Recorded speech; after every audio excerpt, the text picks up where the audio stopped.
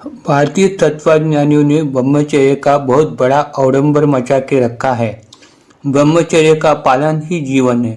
ब्रह्मचर्य का नाश यानी मृत्यु, ऐसा वह कहते हैं। लेकिन मानवीय जीवन में सेक्स एक आम बात है। इसमें कोई अश्लील तथा लज्जास्पद बात नहीं है। प्राचीन ऋषि मुनि जंगल में रहकर बच्चों को शिक्षा तथा ज्ञान बांटने का काम किया करते थे।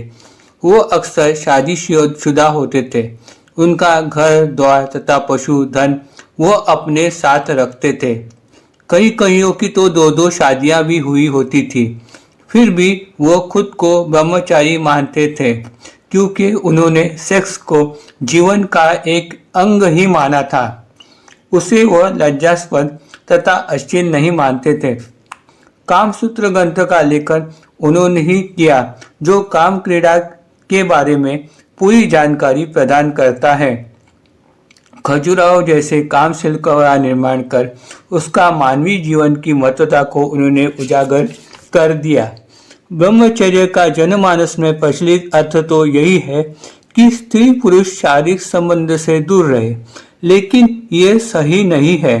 ब्रह्मचर्य का पालन सही मायने में यही है कि निसर्ग नियमानुसार शारीरिक तथा मानसिक जरूरतों के अनुसार सिर्फ पशुत्पादन के लिए संभोग इच्छा निर्माण होने पर मन पर पूरा संयम रखते हुए संभोग करना, यही ब्रह्मचर्य का अर्थ है।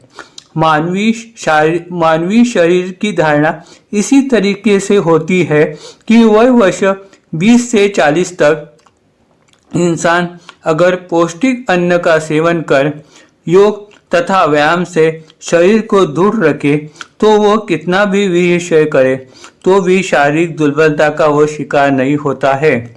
वीर्य का अर्थ ही शुक्र धातु से है।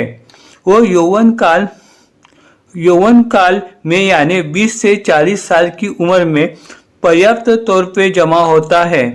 शुक्र धातु की पूर्ति पर्याप्त मात्रा में निर्मित हो जाने पर यानी वो बढ़ जाने पर नए शुक्र धातु की निर्मिति होती नहीं है।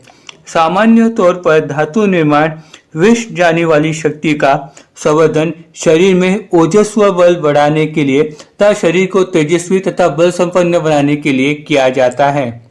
शुक्र धातु का स्थान जब पूरी तरह से भर जाता है तब वो ओवरफ्लो हो जाता है। जिस तरह से पानी की बकेट भर जाने पर वो बाहर निकल जाता है, लगभग उसी तरह वीर्य शरीर से पतित होकर बाहर आ जाता है। ये शारीरिक क्रिया हर कुछ दिनों में अपने आप हो जाती है। इस वजह से परंपरागत अर्थ से कड़क ब्रह्मचर्य का पालन करने वाले इंसान का वीर्य भी अपने आप बाहर निकल पड़ता है। इस वजह से वीर्य हानि को रोकना यह बिल्कुल ही संभव नहीं हो पाता है। यह एक नैसर्गिक शारीरिक क्रिया है जिसका प्रकृति स्वास्थ्य पर कोई बुरा असर नहीं पड़ता। जो वीर्य स्वाभाविक तौर पर अपने आप बाहर पड़ जाता है, उसे अगर संभोग क्रिया के द्वारा बाहर पड़े तो स्त्री और पुरुष दोनों को संतुष्टि तथा सुख प्राप्त होता है और अपत्य प्राप्ति का लाभ भी हो जाता है। वैसे भी आध्यात्मिक साधना मोक्ष पद यह कोई 2-4 साल में सिद्ध होने वाली साधना नहीं है। इसमें पूरी जिंदगी निकल जाती है। इसलिए विवाह आदि बंधनों में पड़कर कुछ साल गृहस्थाश्रम में व्यतीत करना अयोग्य नहीं होगा। संभोग थोड़ा बहुत तो शक्तिशाली होता ही है। इसलिए अगर बिल्कुल भी संभोग ना किया जाए तो क्या होगा? इस वजह से शरीर में काफी मात्रा में शक्ति का संचय हो तो जाएगा, लेकिन जिस वजह से दूसरों पर अन्याय तथा गलतियां हो सकती है जो ब्रह्म विद्या में घातक साबित हो जाती है। इस वजह से ब्रह्मचर्य का अतिरेक ना करना यही उचित है। संभोग जैसी नैसर्गिक वासना को जबरन दबा देने से किसी वक्त आपस मार तथा पागलपन के दौरे पड़ सकते हैं, जिससे ब्रह्म विद्या प्राप्ति में अड़चन पैदा हो जाती है। संभोग जैसे वासना को पूरी तरह से दबाने में अगर असफलता प्राप्त हो जाए तो काफी अनाचार पैदा हो सकता है। इस बात का पता हमें जेल में सजा भुगत रहे आध्यात्मिक गुरु तथा बापू के अनुभव से आ जाता है, जिससे योग विद्या का नाम भी बदनाम हो जाता है। खुद की काम वासना पर पूरी तरह काबू में न रख पाने के वजह से ही ये आध्यात्मिक दुर्गति को प्राप्त हो गए। मर्यादित संभोग करना यही सही मायने में ब्रह्मचर्य का पालन करना है। इस बात का पता हमें महाभारत के ग्रंथ से चल जाता है। उदाहरण के तौर पर पांडव विवाहित थे और द्रौपदी के साथ लेके वनवास में रह रहे थे। 5 पांडवों में द्रौपदी का बंटवारा हो गया था। फिर भी जब भी कुशी मुनि पांडवों से मिलने आते थे, तब आप ब्रह्मचर्य का पालन कर रहे हो ना? इस प्रश्न के पूछे जाने पर सत्यवचनी धर्मराज, हाँ, हम ब्रह्मचर्य का पालन करते हैं, यह स्पष्टता से कहते थे।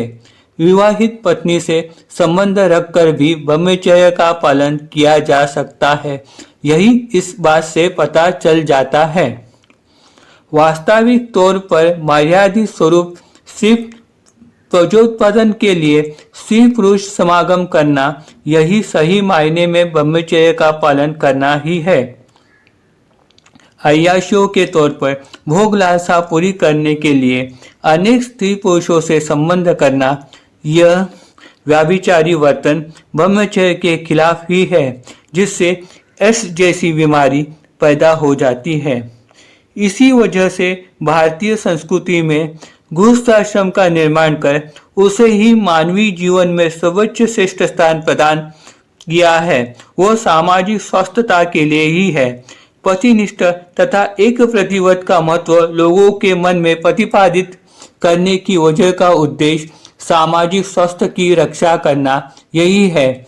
इस बात का परिचय हमें मर्यादा पुरुषोत्तम प्रभु श्री राम के चरित्र से आ जाता है। वह एक वचनी, एक पत्नी तथा एक वाणी, यानी अपने कर्तव्य कर्म का कठोरता पूर्वक पालन करने वाले थे। भारतवर्ष में राम राज्य का निर्माण केवल राम मंदिर बनाने से नहीं, तो उनकी तरह बर्ताव से, यानी कि आचरण से आ जाएगा। इस बात का हमें ध्यान रखना चाहिए। इन सब बातों का सार यही है कि व्यभिचार तथा स्वैर मानसिकता से दूर रहकर पति पत्नी के नैतिक बंधनों में रहकर मर्यादित तौर पर सिर्फ पोषोत्पादन वंशवृद्धि हेतु संभोग करे तो हमें ब्रह्मचर्य का फल प्राप्त हो जाता है। इन सारे बंधनों की वजह क्या है? इस प्रश्न का उत्तर यही है कि संभोग की वजह से मज्जा संस्थाओं पर बहुत तनाव आ जाता है। उस संस्थाओं की शक्ति धीरे धीरे कम होती जाती है। उससे बुद्धिमांद्य आ जाता है। अति संभोग के वजह से शारीरिक शक्ति भी कम होती जाती है, जिसका शरीर पर बुरा असर पड़ने लगता है। संभोग के वजह से वीर्यपात हो जाता है। वीर्य का एक स्थान नेत्र ज्योति होने के वजह से नेत्र शक्ति अति संभोग के वजह से कम होती जाती है। इस वजह से नेत्र दोष निर्माण हो जाते हैं। यही सत्य स्थिति है। इन सब बातों को ध्यान में रखकर बुद्धि, शरीर तथा आंखों की शक्ति अवधित रखने के लिए ब्रह्मचर्य आवश्यक है। अगर साई के ब्रह्मचर्य की बात की जाए तो वो सिर्फ वीर हनुमान से ही हो सकती है, लेकिन हनुमान के लिंगावलोकन उसकी माता को हो गया था। साई तो अयोनिज थे। वो साक्षात बाल स्वरूप धरती पर प्रथम सीढ़ी में प्रकट हो गए थे। स्त्री पुरुष बालक से उनका एक जैसा बर्ताव रहता था। साई सच्चित्रकार कहते हैं, साई के ब्रह्मचर्य के बारे में क्या कहे? वो परम कठिन और अपूर्व ही था। कोपिन लंगोट धारण करने वाले साई का लिंग केवल मूत्र विसर्जन के लिए था। उसमें लव मात्र भी विषय स्फूर्ति नहीं थी। उनका सारा जीवन अपने भक्तों को समर्पित था। जीवन भर कर्मरत रहते हुए भी वो अकर्मित थे। ऐसे होते हुए भी बाबा ने अपने भक्तों को घर संसार छोड़ने तथा ब्रह्मचर्य का पालन की सलाह कभी नहीं दी। उनका तो यही कहना था कि इंसान को इन सब बातों का गुलाम नहीं होना और संयम पूर्वक भोग भोगना यही योगाचरण है। इसलिए उन्होंने अपने भक्तों को कभी शारीरिक शोषण, उपवास, हठयोग जैसी जटिल क्रियाओं की सलाह नहीं दी, बल्कि उनका इन सब बातों का विरोध ही किया। वो सदा अल्लाह मालिक नाम की माला जपते रहते थे। इसलिए वो अपने भक्तों से भी एक भक्तिपरायण, ईश्वर चिंतन, नामस्मरण में रत जीवन का पुरस्कार किया करते थे। Om Sai Ram. Please like and subscribe my channel.